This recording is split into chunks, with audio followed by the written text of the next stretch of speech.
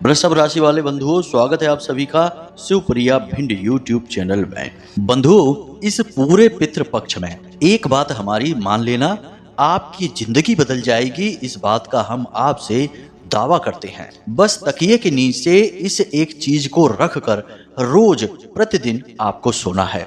और यह चीज क्या है, कितने की है? सिर्फ 2 रुपए की है। छोटी सी एक चीज है, लेकिन यह कोई साधारण चीज नहीं है।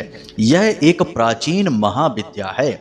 इस चीज के प्रयोग के कुछ विशेष नियम हैं, कुछ संस्कार हैं। छोटे छोटे नियम अवश्य हैं, लेकिन इन नियमों से यह चीज जागृत हो उठती है। और जब आप इसे पितृपक्ष के दौरान अपने तकिए के नीचे रख कर सोते हैं, तो आप जानते ही हैं कि नींद में हमारा सूक्ष्म शरीर ब्रह्मांड के अनंत लोकों की यात्रा करता है, जिसमें वह आपके पितृलोक में भी अवश्य ही जाएगा। तो जब आपके पितरों से उसकी मुलाकात होगी, तब ही आपके जीवन में भयंकर चमत्कार होने शुरू हो जाएंगे। और फिर आपकी हर एक इच्छा, हर एक मनोकामना चुटकियों में पूरी होती आपको स्वयं को दिखाई देगी।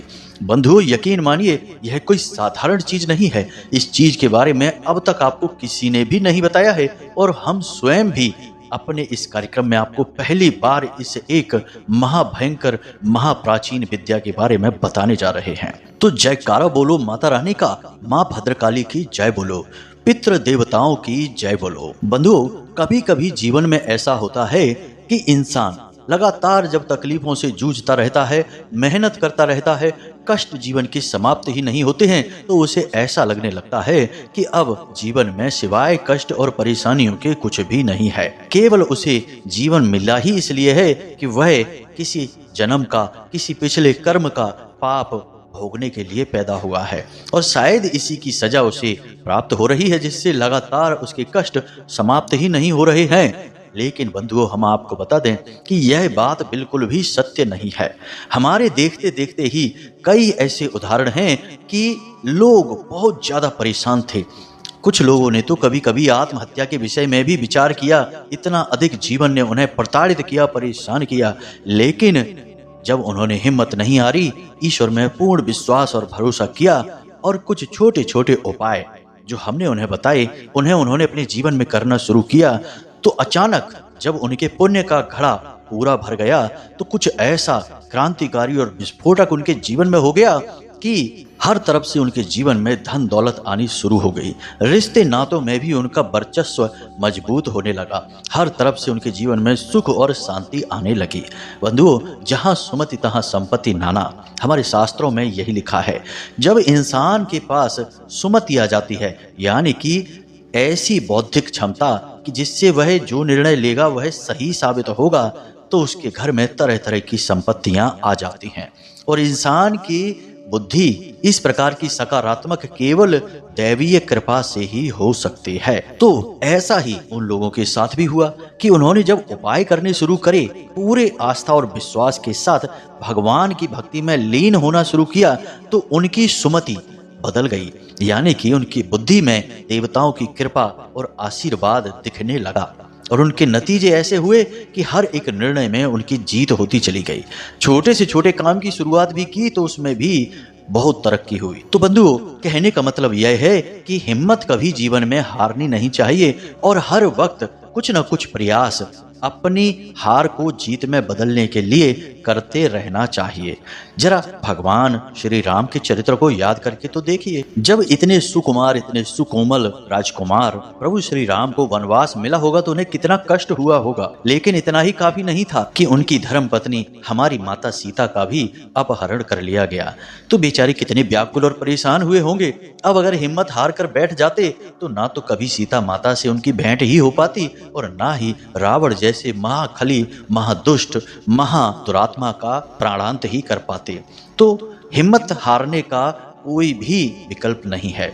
अगर आपने जीवन में हिम्मत हार ली और परिस्थितियों के आगे घुटने टेक दिए, तो असल में आपने ईश्वर के विरुद्ध कार्य किया है। क्योंकि ईश्वर ने भी जब जब इस संसार में जन्म लिया है, तो उसने भी हमेशा संघर्ष को ही प्राथमिकता दी है, और अंतिम सांस तक प्रयास किए हैं। तो कहने का मतलब बंधुओं यह है कि हम जो आपको इस एक चीज के बारे में बताने जा रहे हैं, आप इस एक चीज का प्रयोग करना तो शुरू करिए। उसके बाद जो नतीजे आपको मिलने शुरू होंगे उनके बारे में आप हमें बताते जाना। हम आपसे कहते हैं कि आपके जीवन में 100% चमत्कारी सकारात्मक बदलाव होंगे, और जब आपको स्वयं को नतीजे सकारात्मक दिखाई देंगे तो आप खुद ही फिर इसका प्रयोग लगातार करते रहेंगे। प्रत्यक्ष को प्रमाण क्या, हम तो जो बातें कहते हैं वे पूर्ण रूप से प्रामाणिक होती हैं, व्यवहारिक होती हैं, हमारे शास्त्रों से और पुराणों से निकाली गई होती हैं। तो हमें तो पूर्ण भरोसा होता है, बस आप इन्हें उपयोग करके देखिए और आपको भी भरोसा हो ही जाएगा। तो अब आपके मन में यह प्रश्न तो अवश्य उठ रहा है कि आखिर 2 रुपए में कौन सी ऐसी चीज आ जाएगी जिसका इतना जबरदस्त नतीजा निकलेगा, परिणाम होगा, और यदि यह चीज इतनी ही सस्ती है और इतनी ही सरल है तो फिर इसे हर कोई क्यों नहीं प्रयोग करने लगता, तो उसका भी जीवन बदल जाए। लोग क्यों कष्ट सह रहे हैं? तो बंधुओं, आपका सोचना भी बिल्कुल सही है, लेकिन यहाँ पर मूल विषय यह है कि चीज के बारे में जान लेने मात्र से कुछ नहीं हो जाता, हमें उस चीज की ऊर्जाओं को जगाना पड़ता है। ऊर्जाओं को जगाने के बाद ही उस चीज का सही प्रयोग किया जा सकता है, और फिर विधि विधान भी तो कुछ होता है। बिना विधि विधान के तो आप कुछ भी करेंगे सफलता नहीं मिलेगी। अब छोटा सा रुद्राक्ष हो या कोई रत्न हो या फिर अष्ट धातु की बनी हुई एक मामूली सी अंगूठी ही क्यों ना हो, आप उसे भी जब धारण करते हैं तो उसे जागृत करना पड़ता है, प्राण प्रतिष्ठित करना पड़ता है, तभी जाकर उसकी ऊर्जाओं का आपको लाभ मिलना शुरू होता है। तो यूं ही चीजों को प्रयोग कर लेने से कुछ नहीं हो जाता, लेकिन अगर उनकी प्राण जागृति कर दी जाए, उनकी ऊर्जा का मंत्रों के द्वारा जागरण कर दिया जाए, तो उनका बड़ा ही क्रांतिकारी लाभ प्राप्त हो जाता है। जी हाँ बंधुओं, तो बस अब सही समय आ चुका है। यह पितृपक्ष आपके जीवन में भयंकर चमत्कारी परिणाम लेकर आने वाला है, और यह सब कुछ होगा जब आप इस एक चीज का प्रयोग करना शुरू करेंगे। इस कार्यक्रम को बनाने में हमने बहुत मेहनत की है और बहुत सोच समझकर एक एक करके चीजों को आपके लिए व्यवस्थित किया है। अब हम चाहते आपसे बस इतना है कि आप इस कार्यक्रम को अंत तक देखें, इस चीज के बारे में समझें, इसके विधि विधान को समझें। बहुत कम मेहनत लगेगी आपकी, बहुत ही कम प्रयास लगेगा, लेकिन लाभ आपको बहुत अधिक होंगे, हम इस बात की गारंटी देते हैं। अब यदि आप इसे देखेंगे, समझेंगे, जीवन में खुशियां हासिल करेंगे, तो हमें लगेगा कि हमारा प्रयास सफल हो रहा है, माता रानी के प्रति हमारी भक्ति भी सफल हो रही है, क्योंकि उन्हीं की प्रेरणा से, उनके आशीर्वाद से ही तो हम ऐसे अद्भुत कार्यक्रमों का निर्माण कर पाते हैं। तो उम्मीद करते हैं कि आप अंत तक अवश्य ठहरेंगे, इस कार्यक्रम में बताई गई जानकारी का पूरा लाभ अवश्य लेंगे और हमारी भावनाओं को भी निश्चित ही समझेंगे, क्योंकि हम जो भी कार्य करते हैं वह पवित्र भावनाओं से ही करते हैं, माता रानी को समर्पित करते हुए ही करते हैं। जी हाँ बंधुओं, तो चलिए आज के इस विशेष क्रांतिकारी कार्यक्रम की शुरुआत करते हैं। लेकिन इससे पहले हम चाहते हैं कि माता रानी को धन्यवाद करें, आभार करें, क्योंकि उनकी कृपा और आशीर्वाद के बिना तो इस संसार में कुछ भी संभव नहीं है। स्वयं शिव भी जिनके बिना सबके समान है, ऐसी हमारी परम कृपालु, परम भक्त वत्सल माता श्री भद्रकाली को याद करते हुए कमेंट बॉक्स में पूरे भक्ति भाव से लिखिए, जय माँ भद्रकाली कृपा करो। एक बार नहीं 3 बार लिखना। इसी के साथ साथ जय पितृ देवता कृपा करो, क्योंकि उन्हीं का तो यह समय चल रहा है, उनकी कृपा की भी हमें आवश्यकता है। इसी के साथ साथ बंधु, यदि आप इस चैनल कार्यक्रम पर पहली बार आए हैं तो आप इस चैनल को सब्सक्राइब अवश्य कर लें। बगल में जो सब्सक्राइब का बटन लगा है ना, उसे अभी दबा दें। ऐसा करते ही आप हमारे और माता रानी के इस दिव्य परिवार के सदस्य बन जाएंगे, सीधे धाम से जुड़ जाएंगे। और जैसे ही आप यह कार्य करेंगे, आप तुरंत यानी कल से ही अपने जीवन में सकारात्मक बदलावों की ऊर्जा को महसूस कर पाएंगे, क्योंकि आप माता रानी के परिवार के सदस्य बन चुके हैं। तो चलिए जल्दी से चैनल को सब्सक्राइब करिए, फिर आगे बढ़ते हैं। तो बंधुओं, अब ध्यान से सुनिए, यह जो पितृपक्ष है, इस पितृपक्ष में आपके जो पितृगण हैं, पुरखे पूर्वज हैं, वे स्वयं चलकर आपके पास आ रहे हैं। ऐसा उन्हें भगवान श्री हरि विष्णु ने स्वयं आशीर्वाद दिया है। और पितरों के जो देवता हैं, जिनका नाम आर्यमा है, वे स्वयं ही हर एक पितृ को उनके विशेष कुल और घर में भेजते हैं, ताकि वे अपने वंशजों के जीवन के बारे में देख सकें, उनके जीवन का आकलन कर सकें, और यदि उनके वंशज उन्हें प्रसन्न करने के लिए प्रयास कर रहे हैं तो उन्हें बरकत का आशीर्वाद दें, और यदि नहीं कर रहे हैं तो बेचारे निराश होकर लौट जाते हैं। तो कहने का मतलब यह है कि यह जो 16 दिन का पितृपक्ष है, यह आपके लिए एक सुनहरा अवसर है, जब आप अपने पितृ देवताओं से बहुत कुछ हासिल कर सकते हैं।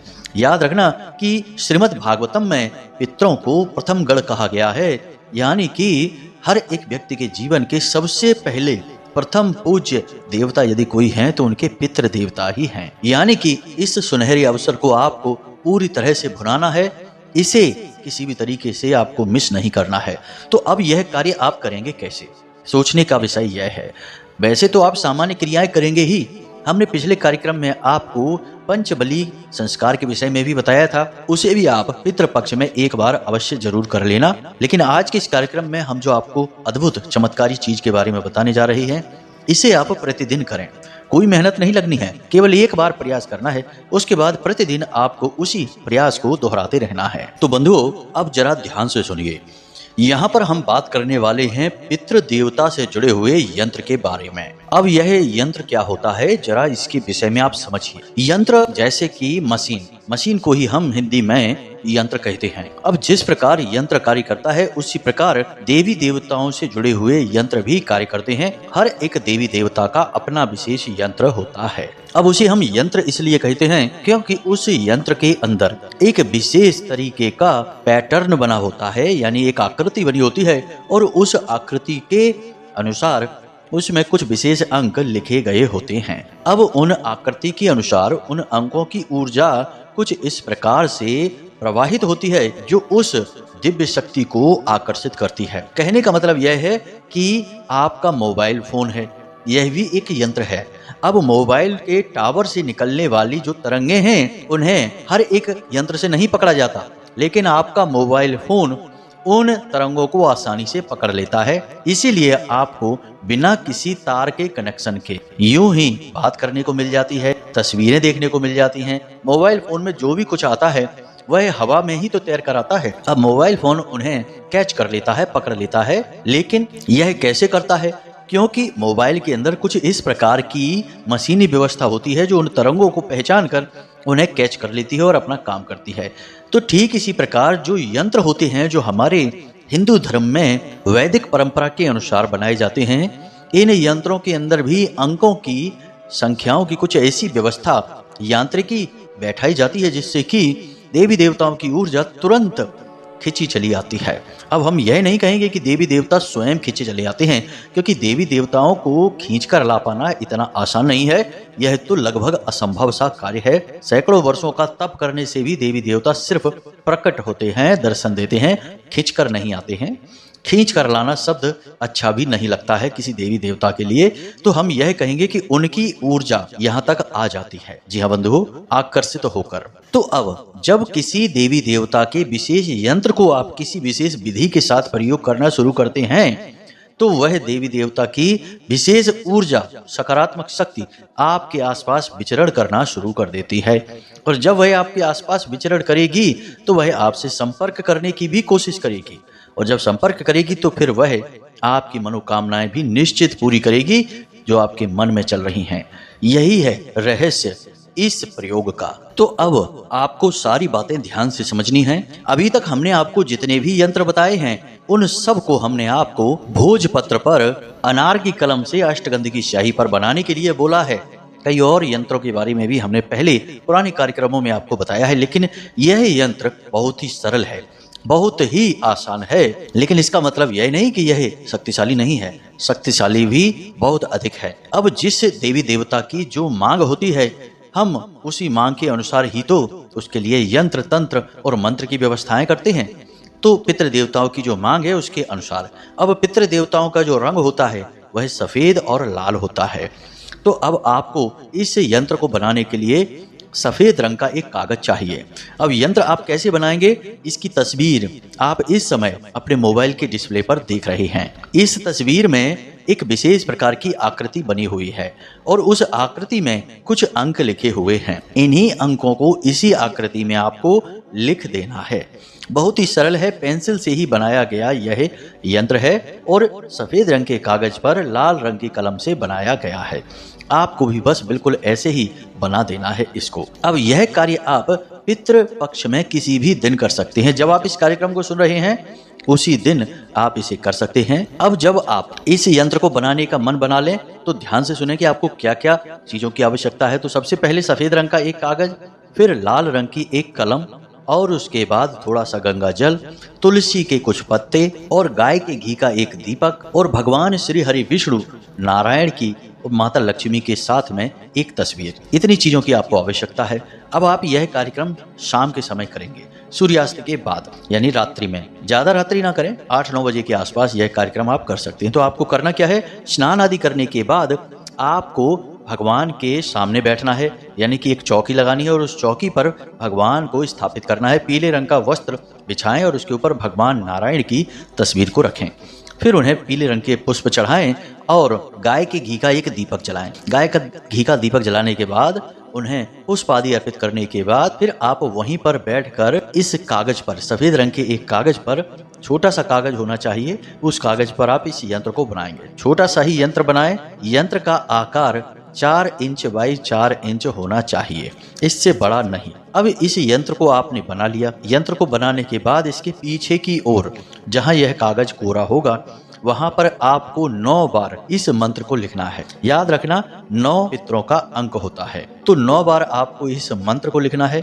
मंत्र कौन सा है, आपके मोबाइल की स्क्रीन पर दिखाई दे रहा है, ध्यान से देखें। ओम श्री सर्व पितृ देवताभ्यो नमो नमः। मंत्र एक बार फिर से ध्यान से सुने। ओम श्री सर्व पितृ देवताभ्यो नमो नमः। इस मंत्र को आपको लिखना है। छोटे छोटे अंकों में आप लिखें, हैंड राइटिंग खराब होने की चिंता ना करें, आप बस इसे लिख डालें। अब यह आपका यंत्र पूर्ण रूप से तैयार हो चुका है।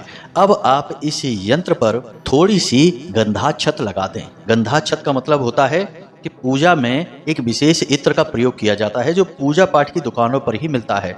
उस इत्र को आप थोड़ा सा इस पर लगा दें। उसके बाद थोड़ी सी हल्दी और चंदन लगाकर इस यंत्र का आप पूजन करें। उसके बाद इस यंत्र को भगवान श्री हरि विष्णु के नारायण के चरणों में रख दें, क्योंकि पितरों के देवता पूजनीय तो नारायण ही हैं। हालांकि उनके अधिपति ऋषि कश्यप और माता अदिति के पुत्र आर्यमा हैं, लेकिन वे अधिपति हैं, देवता नहीं। देवता हैं भगवान नारायण। अब आपको इस यंत्र को भगवान के चरणों में रख देना है। कुछ समय के लिए इसे रखा छोड़ दें। उसके बाद जब आप सोने के लिए जाएं अपने बिस्तर में, तब आपको क्या करना है, इसे ध्यान से समझिए। फिर इसके बाद कुछ इसके संकेत आपको मिलेंगे कि आपके पितृ देवता आपसे प्रसन्न हैं, आपके साथ आपकी समस्याओं में खड़े हैं और आपकी समस्याओं का समाधान भी कर रहे हैं। अभी हमारी प्रक्रिया पूरी नहीं हुई है, तो ध्यान से सारी बातों को समझते चलना है। अब आपके जीवन में जो समस्या चल रही है, सबसे बड़ी समस्या है, चाहे वह कर्जे की समस्या है, संतान प्राप्ति की समस्या है, ये नौकरी की समस्या है, जो भी आपकी समस्या सबसे बड़ी है, मूलभूत समस्या है, आप उस समस्या के बारे में विचार करते रहेंगे। सोने जाने से आधे घंटे पहले आप किसी से भी कोई बात नहीं करेंगे, मोबाइल फोन नहीं देखेंगे। अगर बात करना पड़े ही तो कम से कम शब्दों में जवाब देंगे। अपनी तरफ से किसी से कोई चर्चा नहीं करेंगे। कहने का मतलब यह है कि आप अपने मन को, अपने चित्त को शांत करने की पूरी कोशिश करेंगे और अपने जीवन की समस्या के बारे में और पितरों के माध्यम से समस्या का समाधान करने के बारे में विचार करेंगे। आपके पितृ देवता तो आपके आसपास हैं ही, उन्हें मन ही मन बताते रहेंगे कि हे भगवान, हे हमारे पुरखे पूर्वज देवताओं, हमारी समस्या का समाधान करो। हम कर्जे से बहुत परेशान हैं, हमारी दुकान बिल्कुल नहीं चल रही है, हमें नौकरी चाहिए, जो भी आपकी समस्या है। इस तरह मन ही मन इसके विषय में चर्चा करते रहें, बात करते रहें, विचार करते रहें। बंधु, बात बहुत गंभीर बता रहे हैं हम, तो आप इसे हल्के में मत लेना। जैसा हम बोल रहे हैं बिल्कुल वैसा ही आप करना, तो पहले ही दिन से आपको प्रमाण मिलेगा, हम गारंटी देते हैं। इसके बाद जब आप रात्रि में सोने जा रहे हैं, यानी आधा घंटा आपने विचार किया, उसके बाद आप सीधे अपने बिस्तर में गए। खाना आपको हल्का खाना है और हो सके तो सूर्यास्त से पहले ही आप खाना खा लें तो ज़्यादा बेहतर रहेगा, क्योंकि जब आप सोने जाएंगे उस समय आपका पेट थोड़ा सा हल्का रहेगा। अब आपको क्या करना है कि उस यंत्र को उठाना है और उसे सफ़ेद रंग के किसी अन्य कागज के बीच में रख लेना है। उसे फोल्ड करके रखें या सीधा रखें, ज़्यादा फोल्ड ना करें, एक बार ही मोड़ें अगर मोड़ना है, या सीधा रख सकते हैं तो अति उत्तम होगा। साथ ही तुलसी मैया की भी पत्तियां जो आपने तोड़ी थी दिन में, उन पत्तियों को भी उसी यंत्र के साथ उस कागज के बीच में दबा दें। अब आपको यह सामग्री अपने तकिए के नीचे चुपचाप रखनी है, कोई आपको यह करते देखे ना, कोई आपको टोके ना। उसके बाद आप सीधे होकर लेट जाएं, अपनी छाती पर दोनों हाथ रखें और पितृ देवताओं से प्रार्थना करें कि हे पितृ देवता, हमारे पुरखे पूर्वज हम इस समस्या से बहुत परेशान हैं, हमारी इस समस्या का समाधान करिए और हमें आज की रात में दर्शन देकर संतुष्ट करिए कि आप हमारे साथ हैं। इस तरह से आपको निवेदन करना है। यह जरूर कहना है कि हमें आज रात्रि में सपने के माध्यम से दर्शन देकर संतुष्ट करिए कि आप हमारे साथ हैं। यह आपको निवेदन 3 से 5 बार करना है। अब जैसे आप इस निवेदन को करेंगे उसके बाद सीधे यूं ही सो जाएंगे। बेशक आपको तुरंत नींद ना आए, लेकिन आप आंखें बंद करके लेटे रहेंगे और अपनी इसी क्रिया के बारे में सोचते रहेंगे। धीरे धीरे थोड़े समय में आपको नींद आ जाएगी। हम आपको गारंटी के साथ कहते हैं कि रात्रि में सपने में आपके पितृ पूर्वज किसी न किसी रूप में आपको अवश्य दिखाई देंगे। अब कैसे दिखेंगे, जरा ध्यान से सुनिए। आपका जो भी पुरखे पूर्वज हैं जो आपसे बहुत नजदीक थे, वे आपको सपने के माध्यम से दिखाई देंगे, जो पितृलोक में रहते हैं। या फिर भगवान भोलेनाथ दिखाई दे सकते हैं, या फिर कोई सांप दिखाई दे सकता है, या त्रिशूल दिखाई देगा, या किसी मंदिर का शिखर या शिवलिंग दिखाई देगा। ये सारी चीजों में से कुछ ना कुछ आपको अवश्य निश्चित तौर पर दिखाई ही देगा। अब हो सकता है कि पहली रात नहीं तो दूसरी रात, 3 रातों के अंदर अंदर आपके पितृ देवता आपको 100% गारंटी से सपने में दर्शन देंगे। और यदि पितृ देवता स्वयं दर्शन देते हैं, आपके पुरखे पूर्वज आपको स्वयं दर्शन देते हैं, तो वे आपसे बात भी करेंगे, आपको देखकर मुस्कुराएंगे भी। कई बार हमने यह भी देखा है कि कुछ लोगों के सिर पर हाथ फेरते हैं और उनसे कहते हैं कि तुम चिंता ना करो, हम तुम्हारे साथ हैं। ऐसी स्थिति में पितृ देवता पूरा साथ देते हैं और कुछ ही दिनों में पूरी समस्या जीवन की गायब हो जाती है। याद रखना कि जब आप किसी दिव्य शक्ति के संपर्क में आते हैं तो बेशक आपने कामना की है कि एक समस्या है, इसे दूर कर दो भगवान, लेकिन जब भगवान आएंगे तो एक ही समस्या का समाधान थोड़े ही करेंगे, फिर तो हर समस्या का समाधान होगा। यह तो बिल्कुल वैसा ही है कि जब आप अपने घर की सफाई करना शुरू करेंगे तो क्या एक ही कमरे की सफाई थोड़े ही करेंगे, आप तो पूरे घर की सफाई ही करेंगे। अब बेशक चाहे आपका मन उस एक कमरे को देखकर सफाई का हुआ हो कि भाई इस कमरे में बहुत गंदगी है, चलो आज सफाई का काम करते हैं, लेकिन फिर आप पूरे घर की ही सफाई करेंगे, पूरे घर को ही चमकाएंगे। तो वैसे ही जब देवी देवता आपके साथ आएंगे तो आपकी एक समस्या की वजह से ही आपकी ओर आकर्षित होंगे, लेकिन खाली एक समस्या का ही समाधान नहीं होगा, फिर हर समस्या का समाधान होगा, हर तरह से आपको सुख प्राप्त होगा। अब आप इस प्रयोग को करिए जरूर। अब अगले दिन आपको क्या करना है, तुलसी के जो 2 पत्ते आपने वहां रखे थे, उन पत्तों को आपको उठाकर तुलसी मैया के ही जो मिट्टी है उसमें दबा देना है अगले दिन। लेकिन यह कार्य आप स्नान करके करेंगे, यानी सुबह सूर्योदय से पहले जागें और उन पत्तों को उठाएं और तुलसी मैया के चरणों में समर्पित कर दें, यानी मिट्टी में दबा दें। उसके बाद तुलसी मैया को धन्यवाद अवश्य दें। एक बात हम यहाँ पर बताना भूल गए कि जब आप तुलसी मैया से पत्ते लेंगे, यानी दिन में 2 पत्ते तोड़ेंगे, उस समय आपको तुलसी मैया के चरणों में सिक्का अवश्य रखना है 1, और उस सिक्के को अगले दिन आप अपने पूजा घर में रख दें। और जब ये सिक्के पूरे पितृपक्ष में जमा हो जाएं तो एक छोटी मोटी रकम बन जाएगी। इस रकम को मंदिर में जाकर दान कर दें या कन्याओं को छोटा मोटा भोजन करा दें, कुछ उपहार दे दें, चॉकलेट दिलवा दें छोटी कन्याओं को, 9 साल से कम उम्र की कन्याओं को। अब आपने यहाँ तक जान लिया कि सिक्के का क्या करना है, तुलसी मैया के पत्तों का क्या करना है। अब यही यंत्र बचा। अब इस यंत्र को आपको उठाकर वापस से पूजा घर में भगवान नारायण के चरणों में रख देना है और नारायण से, भगवान से ऐसा निवेदन करना है कि हे भगवान, हमारे इस प्रयोग को कामयाब बनाइए। हम आपके दास हैं, आपके भक्त हैं, लेकिन मुसीबतों के मारे हैं, तो हमारी मुसीबतों का उद्धार करना, बेड़ा पार करना आपका ही धर्म है, हम आपके भरोसे हैं। इस तरह अनुनय, विनय और निवेदन तो करना ही होता है। यही तो भक्त का एकमात्र हथियार है जिससे वह भगवान को भी झुका देता है। अब यहाँ तक हमने आपको सारी जानकारी पूरे विस्तार के साथ बताई है।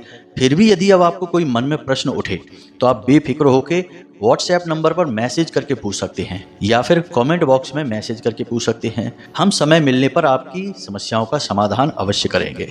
इसी के साथ साथ आज के इस वीडियो को समाप्त करते हैं।